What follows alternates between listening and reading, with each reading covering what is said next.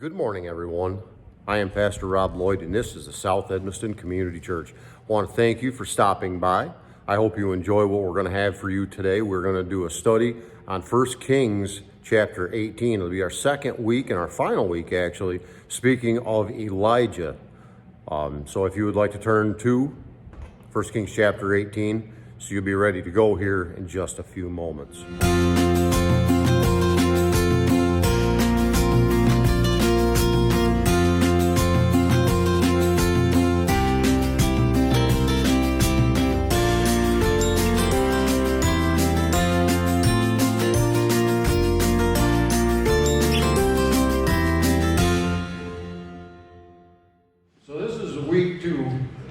Talking about the story, kind of the biggest story in Elijah's career here.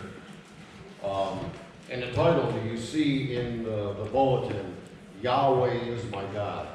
What in the world does that mean? Well, Yahweh is actually another word for God. And you can look online, my name, what does my name mean? Literally, the word Elijah means Yahweh is my God. Therefore, the title of Yahweh is my God. And again, we're going to be in 1 Kings 18, and we're going to be looking at verses 17 through 46. But I want to recap a little bit what we discussed last week, if you weren't here, so you kind of get up to speed with what's been going on. So last week, God called upon Elijah to call a curse out on the nation Israel. A curse of no rain. So he did. Nation Israel, especially the king, and the king's really nasty, miserable wife, Jezebel, wanted him dead. They didn't have a lot of foresight because he said that there will be no rain until I call the God of Israel to bring rain. So if they had killed him, it'd be a little difficult to get rain, wouldn't it? Be kind of a dry place at this point if he wasn't still alive to be able to call down rain.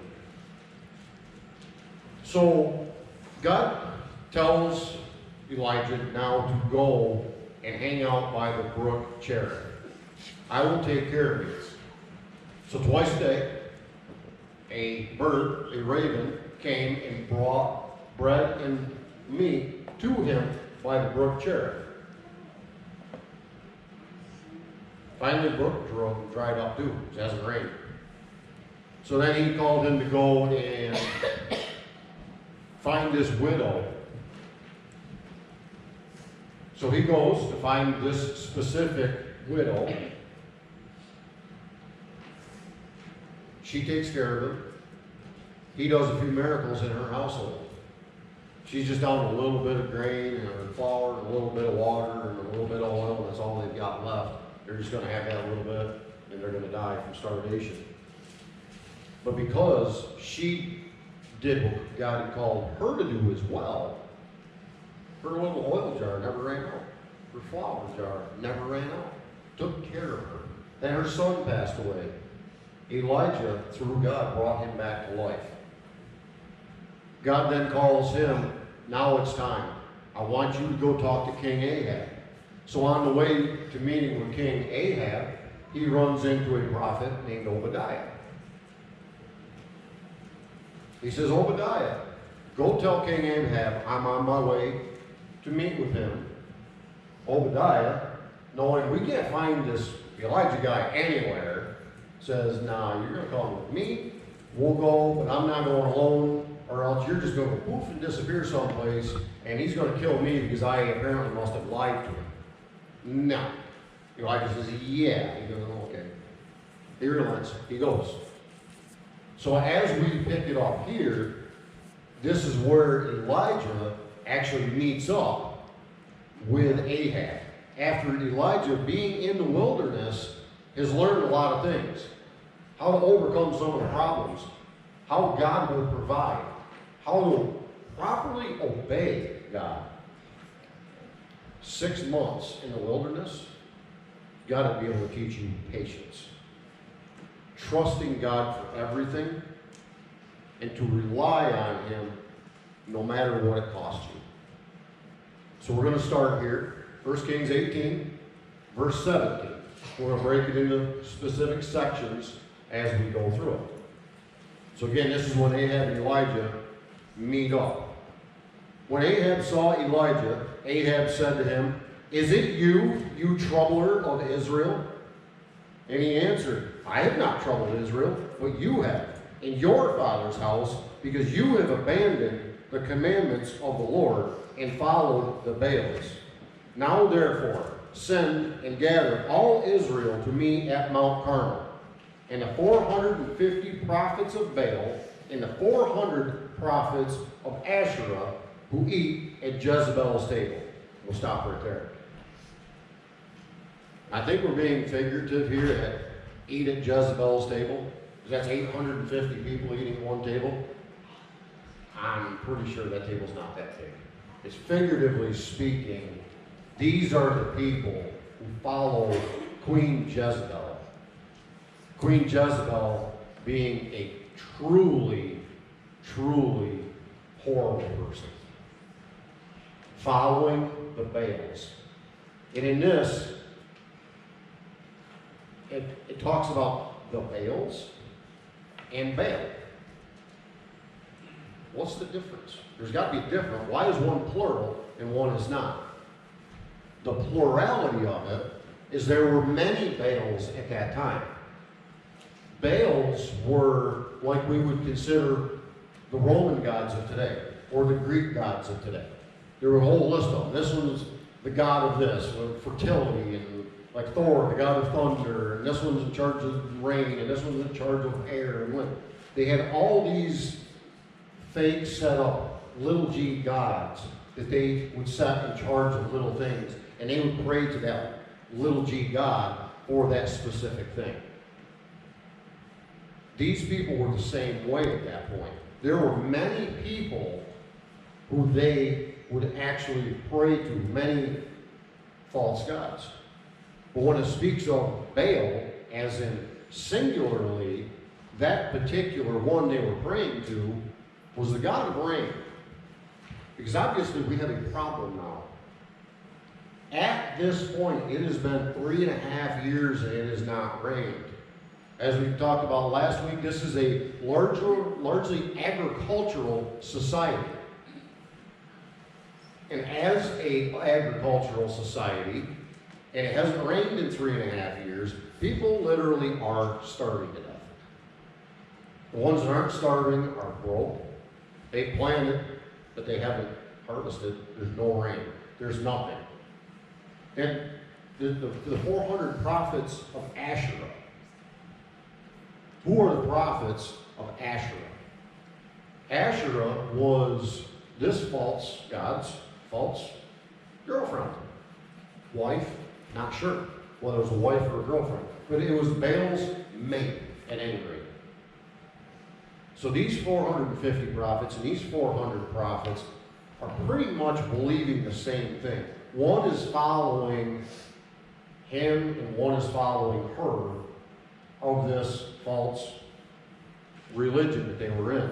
And remember, Elijah went to this woman's house in the middle of where they were worshiping the Baals the most. Very dangerous place to be. So now he confronts face to face. Ahab says, "Is it you that's causing all this problem?" And I like the way he answered back, "No, it's you that's causing the problem, not me. You started this. Your family, generations of kings, you have started this problem. I'm doing what God told me to do. You're the problem." Hated by the king, but still willing to stand up to the king for what's right. We think of the backbone Elijah must have had at this point. And I'll start back in at verse 20. So Ahab sent to all the people of Israel and gathered the prophets together at Mount Carmel. And Elijah came near to all the people and said, "How long will you go limping between two different opinions? If the Lord is God, follow him. But if Baal, then follow him." And the people did not answer him a word. Then Elijah said to the people, even I only, and left a prophet of the Lord. But Baal's prophets are 450 men. Let 2 bulls be given to us, and let them choose 1 bull for themselves, and cut it into pieces, and lay it on the wood, but put no fire to it. And I will prepare the other bull, and lay it on the wood, and put no fire to it. And you call upon the name of your God, and I will call upon the name of the Lord. And the God who answers by fire, he is God. And all the people answered, it is well spoken. We'll stop right there. So you see how the plot is starting to go together. All of Israel. Think about that. Everyone in Israel was called to Mount Carmel. Mount Carmel is a mountain very close to the edge of, I believe it's the Mediterranean Sea. So it's right near the water. They're up on the mountain. We don't know how far up. Probably not right up on the top. But there's a ton of people. There's 850 other prophets there. One little Elijah. They all hate him. They all want to kill him because he has really screwed up their land. Elijah's really put himself out here. He is that one person against the entire nation saying, stop limping back and forth between your beliefs. If God is God, worship him. If Baal is God, worship him. But make up your mind, do what you need to do, and worship who you need to worship. Make a choice. Take a stand. That's what he's asking these people to do. Take a stand for what you believe in. Sacrifice the bull. Put him on the altar, but don't put fire to it. And the God that answers by fire is the one true God. That is the one true God. You call on yours, I'll call on mine. The one that answers by fire, that is the one true God. Verse 25. Then Elijah said to the prophets of Baal, choose for yourselves 1 bull and prepare it first. For you are many, and call upon the name of your God, but put no fire to it. And they took the bull that was given them, and they prepared and called upon the name of Baal from morning until noon, saying, O Baal, answer us. But there was no voice, and no one answered. And they limped around the altar that they had made. And at noon Elijah mocked them, saying, cry aloud, for he is a god. Either he is musing, or he is relieving himself, or he is on a journey, or perhaps he is asleep and must be awakened. And they cried aloud and cut themselves after their customs with swords and lances until the blood gushed out upon them. And in midday past, they raved on until the time of the offering of the oblation. But there was no voice. No one answered. No one paid attention. Think of this. Everybody hates Elijah, and they're dancing around, they're doing all their thing around, and they're calling on Baal to answer with fire. Come on, Baal, do this, do that. They're cutting themselves, blood's running out. Here's such Elijah. Is he sleeping? Maybe he's going to the bathroom. He can't hear you. Yell louder. What kind of guts would it take? Everyone is against you, and you're sitting there taunting them, joking with them, saying, man, you got some guy right there. He's probably out taking a leak or something. Or, where is he? Why isn't he answering? Why isn't he answering? Come on. Yell louder. Do what you have to do. Get him to come. Nothing. He's sitting there picking on him. The whole time, picking on him. Imagine the anger they're having, the disappointment they're having, the embarrassment they're having. Their God is not answering. 850 prophets total. All the nation of Israel together. All crying out to this one false God. No one answered. No one paid attention. In verse 29. Start back at verse 30.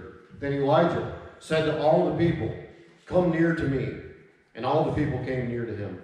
And he repaired the altar of the Lord that had been thrown down. Elijah took 12 stones, according to the number of the 12 tribes of the sons of Jacob, to whom the word of the Lord came, saying, Israel shall be your name. And with the stones he built an altar to the name of the Lord. And he made a trench about the altar, as great as would contain 2 seahs of seed. And he put the wood in order, and cut the bull in pieces, and laid it on the wood. And he said, fill 4 jars with water, and pour it on the burnt offering and on the wood. And he said, do it a second time. And they did it a second time. And he said, do it a third time. And they did it a third time. And the water ran around the altar and filled the trench also with water. We'll stop there again. So picture this. Baal doesn't answer. So just to put it in their face even more, my God is the one true God. I want you to drown this wood with water. We all know how good wet wood burns. Drown it with water. That 2 seahs of grain that is spoken of here. That's approximately 3.5 gallons of water. So the water has gone all over the wood, all over the meat, all over everything, and what has spilled into the trench is still 3.5 gallons left over. It is soaked. It is thoroughly soaked. Taking these 4 jars, we're not talking little mason jars. Big jars of water. This is a lot of water that they have dumped on here.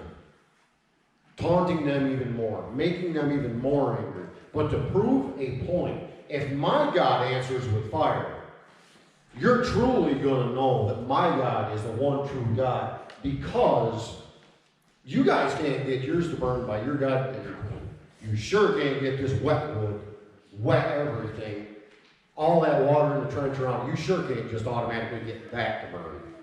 He wanted to make it so no human could get that fire started. No trickery, no sleight of hand. There's no way this is going to start without a divine intervention. Verse 36. And at the time of the offering of the oblation, Elijah the prophet came near and said, O Lord, God of Abraham, Isaac, and Israel, let it be known this day that you are God in Israel, and that I am your servant, and that I have done all these things at your word. Answer me, O Lord. Answer me, that this people may know that you, O Lord, are God, and that you have turned their hearts back. Then the fire of the Lord fell, consumed the burnt offering, and the wood, and the stones, and the dust, and licked up the water that was in the trench. And when all the people saw it, they fell on their faces and said, the Lord, He is God. The Lord, He is God. And Elijah said to them, seize the prophets of Baal. Let not one of them escape. And they seized them. And Elijah brought them down to the brook Kishon and slaughtered them there. Imagine this scene. Everyone is against Elijah at this point. And how did Elijah pray? This is the key. Let these people know that you are God, and that I'm just the tool you're using. It is not me. It has nothing to do with me. I am praying to you. I am the person that you are using. God, you show them your power. You show them your strength. You show them what you need them to know. That way, the people of Israel wouldn't look to Elijah as the man. They would look to God. They would look to God the Father. They would not look at Elijah as he is something special, because he's not.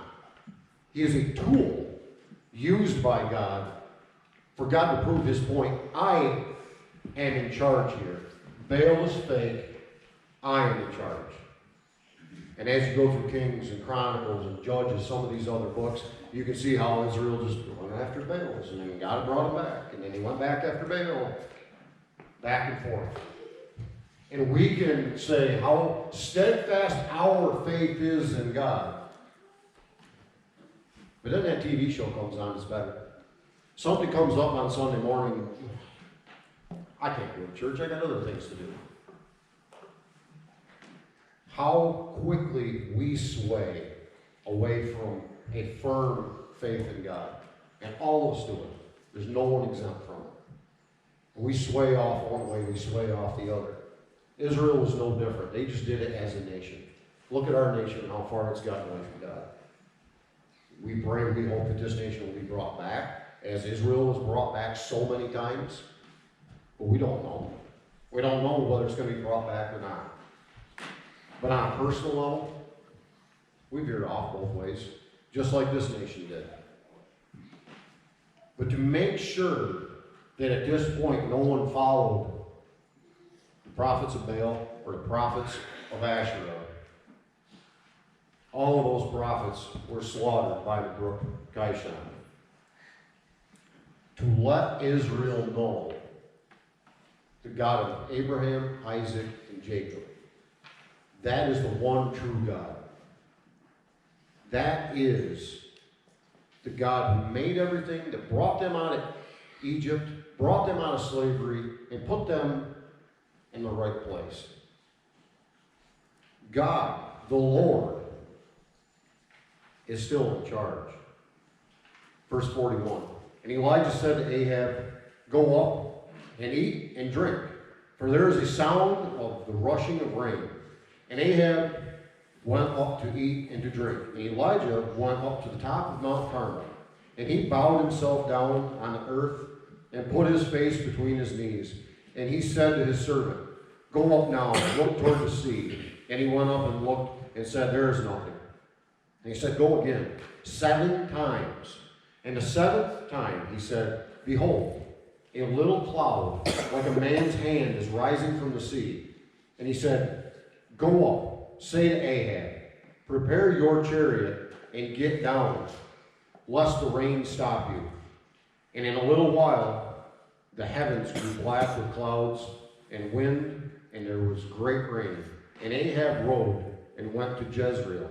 And the hand of the Lord was on Elijah. And he gathered up his garment and ran before Ahab to the entrance of Jezreel.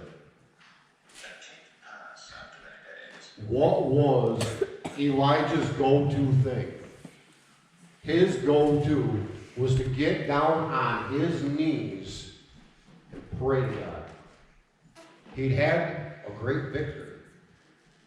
Got right down on his knees and prayed to God. And said, "Servant, you go up there and check for rain." 7 times. 7 times that servant went and checked for rain. And a cloud, size of a person's hand, was just starting to form. And he said, "Go tell Ahab, you got to get going, lest you get caught in a really, really bad rainstorm." So that servant runs, tells Ahab. Ahab gathers up his chariot, takes off for the gates of Jezreel. What really gets me about this part of the story that I've always kind of overlooked, and I was talking to a guy I work with, and he said that something jumps out to him every time he reads this. There's people here that know a little bit about horses. Probably a lot of us don't know a lot about horses. But an Arabian horse is one of the fastest running, strongest horses out there. That would be the horse that he would have been using at that time to pull that chariot. One of the best, fastest horses ever. He tells the servant, "Get on that horse and that chariot and go." And right at the end of this, and I had to laugh when I went back and read it after this guy told me. And the hand of the Lord was on Elijah. He gathered up his garment, and he ran before Ahab to the entrance of Jezreel.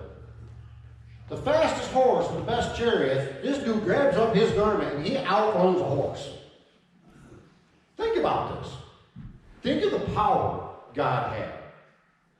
Elijah didn't outrun that horse. Elijah, with the power of God, outran a horse that's capable of running in the 40s to 50 mile an hour range. So you kids that are in track, you got the potential to run 45, 50 miles an hour on that track with the power of God. Remember that. But you think about that. You think about all these little and big miracles that God has done through Elijah. Think about, again, just the little things. The strength that he gave to be able to just go and pick on him the prophets of Baal, to soak it with water, to bring back a child to life, to be able to run as fast as a car would drive, to outrun that horse. But it was because of one thing. And we have seen that one thing in this church many, many times since we've all been here. It's because of the power of prayer.